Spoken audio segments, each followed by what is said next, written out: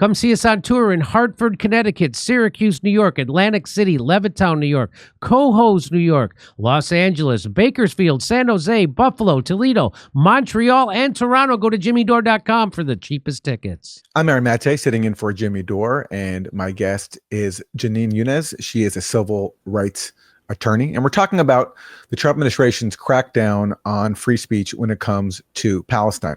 Well, where is this crackdown coming from? Who is inspiring it? Well, here is Max Blumenthal with his take. Unlike Gentile Nazis and ISIS fanatics, violent Zionist extremist groups currently function as an appendage of the U.S. security state, inciting the death of activists with virtual impunity. The most dangerous violent extremists in the U.S. are Zionists. And what is he talking about? He's talking about groups like Betar, which are literally providing lists of students for the Trump administration to deport. This is the headline from the Washington Post. A militant Zionist group threatens activists online with a deport list. And to explain, this is Ayman Mohaldin of MSNBC. Rumaisa Ozturk's op-ed, that was published March 26th of 2024. That was when Joe Biden was president. So think about this argument for a second. Is Marco Rubio seriously arguing that the Trump administration is abducting and attempting to deport these students for undermining Joe Biden's foreign policy? Didn't Donald Trump oppose Joe Biden's foreign policy? Didn't Marco Rubio? That's actually a good point. The foreign policy that Marco Rubio says is being interfered with was Joe Biden's, because that's when that op-ed, for example, by the Turkish student who's now being deported was published, was back when Joe Biden was the president. And remember, Trump campaigned as the president of peace, right? He was going to end the conflict in the Middle East. So it is actually kind of funny that Marco Rubio is mad that these students were interfering with Joe Biden's policy, not even Trump's. But let's move on. I know I certainly did on this show. So what's really going on here? Why are these students being targeted? It's pro-Israel groups such as Canary Mission, Betar US, and the Miriam Adelson-backed Maccabi Task Force that are behind these abductions. And they're proud of it.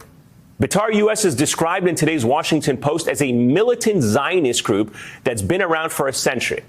They are so extreme that even the Anti-Defamation League, which supports the detention of Mahmoud Khalil, they list Betar as a hate group that openly embraces Islamophobia and harasses Muslims online and in person. But it's not just Muslims that Betar attacks. In February, Betar targeted Jewish professor and author Peter Beinart, posting on X that if anyone sees Beinart on the Upper West Side of Manhattan, they should give him a pager. Sick stuff. Beinart responded, "Oppose my ideas all you want, but when you urge people in my neighborhood to give me a pager in the wake of Israel's pager attacks in Lebanon, that sounds like a death threat." This is the militant group that took credit for Mahmoud Khalil's abduction and claims it has sent thousands more names to Trump officials. This is the kind of group aiding the Trump administration in what Massachusetts Congressman Stephen Lynch and New York Congressman Dan Goldman both compared to Gestapo-like conduct, referring to the Nazi secret police. But these Gestapo tactics aren't happening in a foreign country, not in a bygone era. They are happening right here in the United States today. And the Trump administration is promising more to come unless we do something about it. Well, the Trump administration is doing something bad when even the Jimmy Dore show has to play a clip from MSNBC favorably that we agree with. That's a rare occurrence. So, Jenin, talk to us about these groups like Betar who are openly broadcasting the fact that they have lists of people that they want deported. Who are they, and how influential do you think they are inside the White House? It's unclear, although my intuition tells me they seem to have a fair amount of influence because the people that they single out continually get in trouble with the Trump administration, or at least the non-citizens that they've targeted have been some of the first to be put into deportation proceedings. I know the most about Betar because I've had my own run-ins with them on Twitter. I had criticized them for saying that they were going to go to Hind Rajab's vigil, the 6-year-old girl who was shot to death probably about 300 times, or, with 300 bullets by the IDF.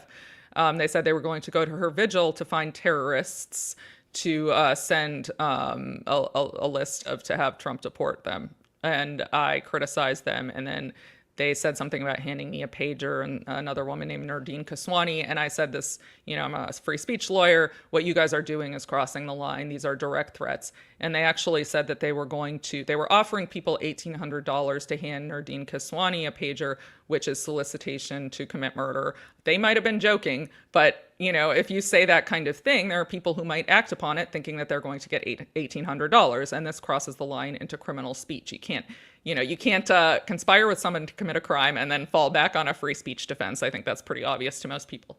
So they're actually calling me right now. So they started calling me and leaving obscene messages and saying they were going to hand me a pager and that kind of thing. So I suspect they have a fair amount of influence. They may have some direct connection to the White House. I obviously can't say.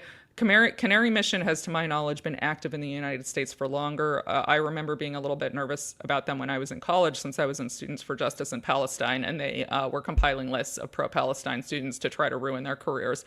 So it's clear that they have some in with the White House. At least, I guess clear is a strong word. It looks to me as though they do, just given the fact that some of the people they have had their sights set on have been the ones who have been targeted for deportation. To be clear, I believe DHS has denied working with Betar, but we don't know if there's some other group involved or some workaround around that. Certainly, people who Betar's called for being deported have ended up being deported. Now, you mentioned that Betar's been calling you personally? Yeah, that they found my number, which was apparently a little bit too easy to find. So they call me kind of incessantly sometimes. Like how often? They called me 30 times in one day once. I don't have concrete evidence it's them. It's a no caller ID comes up, and they leave obscene messages telling me to go back to my Islamic shithole. Sorry if I'm not supposed to swear, which is funny because I was raised in the United States. But but I suspect because that started the same day that I was criticizing them on social media, and then they started tweeting that I should be handed a pager too. So I have a strong suspicion it's them or someone who's closely affiliated with them. And there's so many examples now of academic institutions caving to pressure from the Trump administration to, toe the pro-Israel line. Here's one new example. It comes via Kylie Chung. NYU canceled a speech by the former president of Doctors Without Borders because she was going to discuss the genocide in Gaza. A slide about the death toll in Gaza, quote, could be perceived as anti-Semitic.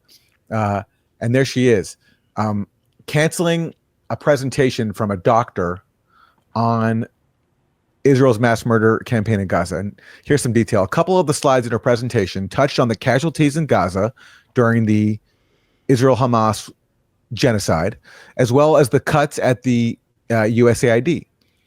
Lou said she was told the slides about Gaza could be perceived as anti-Semitic, while the USAID section might be perceived as anti-governmental. So, again, this was from the administration that was elected in part on campaigning for free speech. Lou, who was already in New York when she got the call, offered to make edits to those slides, but then 3 hours later, after some deliberations, she said the university apologized and said they had to cancel. Now, you mentioned the activist Nardine Kaswani. Is she a client of yours? And No. What has happened to her? So I don't know. All I know is Betar was going after her and threatening her on Twitter, and offering people $1,800 if they hand her a pager, which is obviously a very thinly veiled allusion to the pagers in Lebanon. So it's a death threat and a solicitation of murder, in my opinion. And even if they're joking, which is what they claim, other people could act on that. And that's, this is why we draw the line at threats, incitement to violence, and solicitation of murder. That's not protected speech. You cannot use your speech to try to get another person killed directly. Now, in what a lot of people try to do, and this was what the Biden administration did during COVID, and it's a little bit what the Trump administration is doing now, is try to stretch those definitions to say, basically, if you criticize Israel, that might increase hostility towards Jewish people, and that might lead to violence. Well, that's ridiculous. That's not what these exceptions to the First Amendment were meant for. They were meant for these sort of direct things where you're singling a person out, where you are suggesting an incentive to go kill or harm them. And I think that's a very common sense exception to the First Amendment that I am behind, although I think there should only be a few very, very narrow exceptions to free speech. Another thing I think that's worth pointing out about what you were just talking about is the funding of universities is another way that the administration is trying to get at silencing pro-Palestine viewpoints. So what they're clearly doing is they're using every means at their disposal, and they're using the lowest hanging fruit now. So that's non-citizens. They're trying to go after people, who they're claiming have fewer constitutional rights. That's not true, but that's sort of the argument. And then they're trying to use funding in order to get at speech. And again, Supreme Court has a robust body of case law saying that once the government offers funding, it cannot condition that funding on the silencing of certain viewpoints. So the government cannot say that it's going to withdraw funding from a university if it suppresses pro-Palestine speech. Of course, what they're doing is saying it's anti-Semitism and blah, blah, blah, but it's clear that this is about pro-Palestine speech. So I think what they're doing is they're testing the waters. And then next, they're going to try to use some kind of national security or anti-terrorism laws to come at pro-Palestine Americans. Come see us on tour in Hartford, Connecticut, Syracuse, New York, Atlantic City, Levittown, New York, Cohoes, New York, Los Angeles, Bakersfield, San Jose, Buffalo, Toledo, Montreal, and Toronto. Go to jimmydore.com for the cheapest tickets.